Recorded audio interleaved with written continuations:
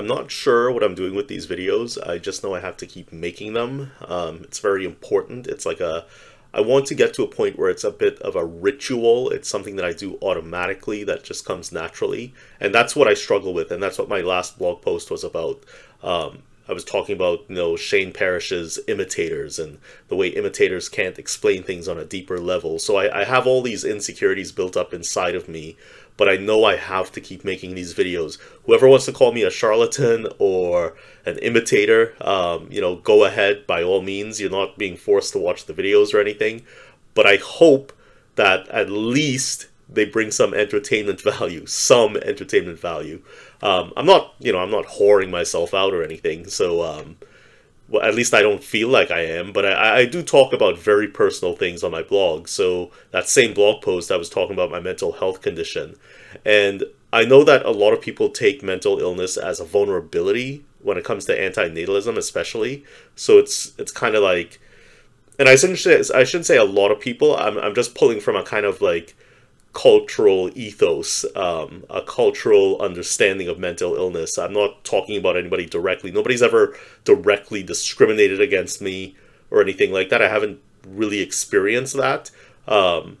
But from a larger perspective, I know that mental illness could be seen as a vulnerability in people's arguments, and especially a vulnerability in arguments when it comes to things like antinatalism and life and death and children.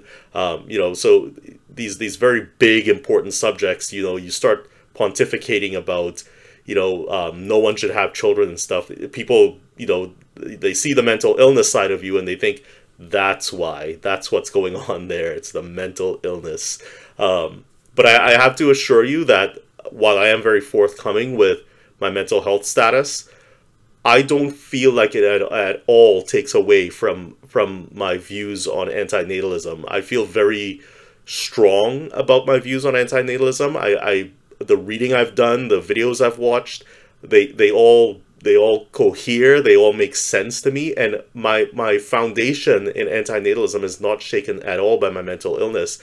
So why did I mention it in the blog post? Well, I just wanted to kind of clear things up and kind of a full disclosure, you know what I mean? Like, this is what it is, You're talking about antinatalism, mental health issues are going to come up, and I do have mental health issues, but that does not shake my faith in antinatalism. So I hope that makes sense, and I hope every time I talk about antinatalism that I make some sense. But I have very few followers, which is, I'm not complaining. That's the other thing too. I notice these days I kind of have this theme going on Facebook about begging for followers and begging for comments, and it's so not what I'm trying to do. I don't know where that idea came from, but it kind of stuck in my head. So now every time I say something, I feel like I'm begging for people to follow me or watch my videos. It's totally not that. It's not that. But I know it might come off that way. I don't know for sure. But yeah, I'm not begging for followers. I'm just trying to be very matter of fact and very honest about who I am and what I'm doing and the way I think. So yeah, I mean atheism, the same thing. Another kind of crazy topic, right? Religion and God and all this stuff, and you have the crazy guy talking about religion. Big surprise, right? But my faith in atheism has not changed either. I don't believe in God. I have no inclination to ever believe in God ever again. But I know I have to buck up on my reading when it comes to. I feel like I've forgotten atheism a little bit, and I need to buck up. I need to read a little bit more about atheism, and it feels like I don't have deep roots in these subjects. That's what I'm trying to get at. I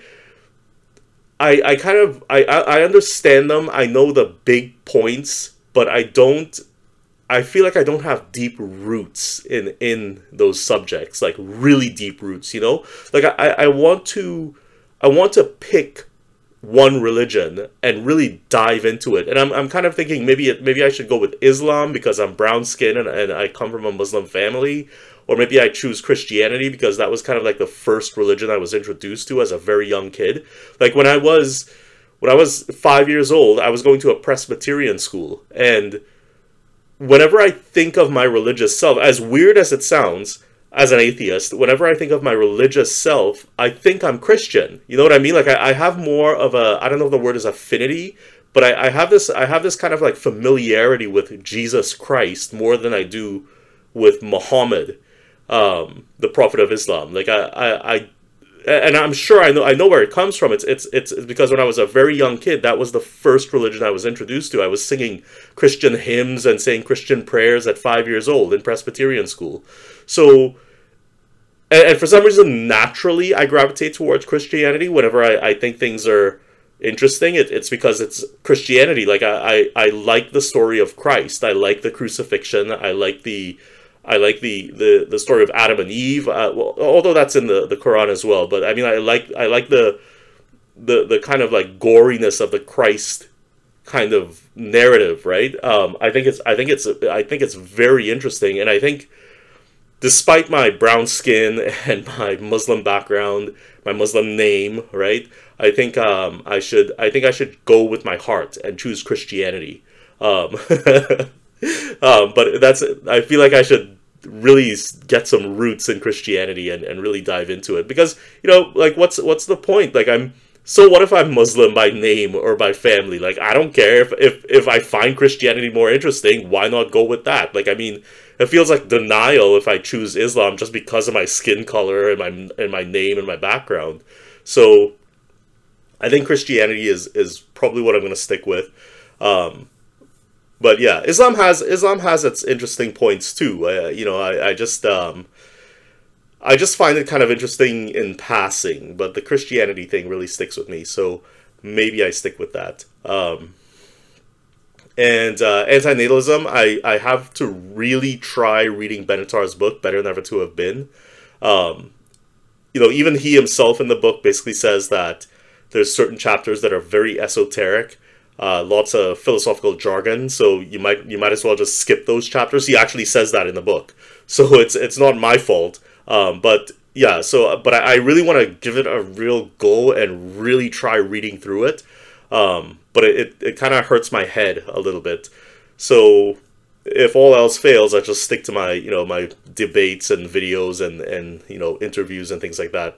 I don't think there's anything wrong with that. I think somebody once said that books are, I don't think they said books are overrated, but what they said was, when we read books, most times when you read a book, you forget what's in the book. Like, give it some time. Most people forget what was in the books that they read.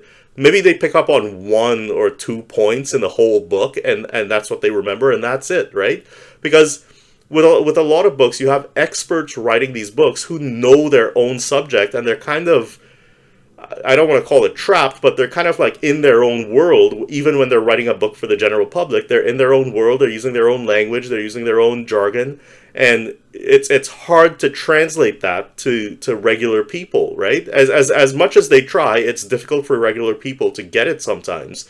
So books can be difficult to get, and I think that's a very honest interpretation of reading and books and things like that. You won't find a lot of people who would say things like that. And I forget where I read that, but somebody, it might have been Sam Harris actually. I could be wrong, but yeah, sorry Sam Harris if I got that wrong. But somebody said that it might have been Steven Pinker. No, I can't even remember. But talking about forgetting the points, right? But I think it was a very honest look at books and reading, and it's true, right? It's true. So video and even articles sometimes, you could look up words and like all that stuff. It's if it's an article online, especially on your computer, you can just highlight the word really quick and just look up what the word means, etc., etc. And I find that very convenient. So maybe I could get David Benatar's book as an ebook. Maybe there's a solution, right? But yeah, so that's where I am with antinatalism. And on another point about antinatalism too, I have I just lost my thought. Yes. So when it comes to the mental illness, as much as I personally don't believe that it's a barrier to my understanding of antinatalism, it's mental illness is also, and not my mental illness specifically speaking, but mental illness in general is yet another pain point in the human experience, right? It's just yet more proof that antinatalism is correct in its assessment of suffering in life, right? It's just one more way in which people suffer. And I find that with mental illness too, it's more, mental illness is not really just like, this painful thing that is separate from human existence, and then certain people fall into mental illness. I find that the mental illness is more of an extension of yourself. So even if you're not mentally ill, you could find certain behaviors in people that get kind of exaggerated through mental unwellness. So it's an extension of you, mental illness. As much as it's a disease, it's an extension of who you are and your thoughts and what you're thinking. So yeah, the suffering that comes with it is just maybe exaggerated when you get diagnosed, but I think everyone experiences mental illness to a certain degree. And I know that's very cliche to say, but I just want to say that it's very true. I think a lot of people walk around with mental illness not even knowing they have mental illness. They just figure that's how the world is, right? So it's not something that, takes away from antinatalism. If anything, it proves it further. Yeah, and that's about it. Yeah, I really want to, I really want to improve on my video skills. I want to get more conversational when I'm on video, as opposed to, because sometimes when I go on video, not sometimes, but almost all the time when I go on video, I feel this pressure to perform, and I feel like I'm putting on a performance, and I'm thinking about my words and what words do I choose and what words do I say, and like how do I cleverly put this, and it really holds me back because I'm not Sam Harris, so I don't have this like huge vocabulary, and I don't have this like this ability to understand really complex ideas and translate that into like words live, well, maybe not live, but like close to live, right? I can't do that. I don't have that repertoire. I just don't. So why am I putting that pressure on myself to talk that way when when it won't come out that way? Like, it just my brain can only handle so much. So I want to get more conversational with my videos, more fluent, and not worry so much about vocabulary. I think I'm going about it the wrong way. I think I'm putting pressure on myself to perform. I'm not an actor. I never will be. As much as I admire that profession, I will never be an actor, and I kind of have to accept that and just go on video and just talk. Just talk. Whoever finds it boring, finds it boring. I mean, some people find Sam Harris boring, right? And I know I keep bringing up Sam Harris all the time, but he's been sort of a kind of like constant in my life since I started my blog, right? So yeah, I just gotta get over. I gotta get over this pressure to perform when I make videos and just talk, just say what's on my mind.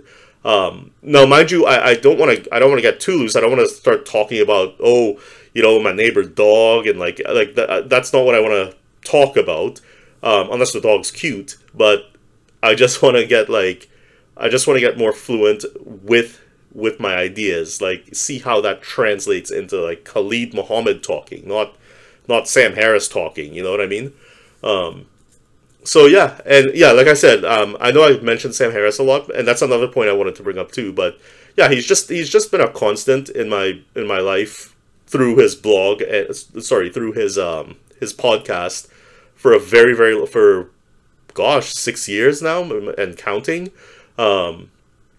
So yeah, I went through some pretty dark times, and like I started listening to Sam Harris's podcast back when it was called Waking Up, and it was very like it was just like a solid sort of piece of reason that I used to hang on to, like once a week or however often he put it out. But like, yeah, I just hang on to that, and like it was just reason in a world that was kind of going crazy around me and inside me, right? So yeah, that's why I bring him up a lot, and I listen to every single one of his podcasts.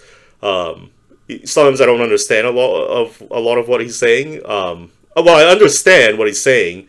It's just I don't know the deeper meaning sometimes behind some of his conversations, because he has experts on, and they can talk about these ideas, and I can understand the ideas, but sometimes there is deeper meaning to what they're saying that sometimes I don't get. But yeah, more stuff to improve on. Anyway, it's coming up on 15 minutes now, so I should sign off and stop rambling. But yeah, okay, bye.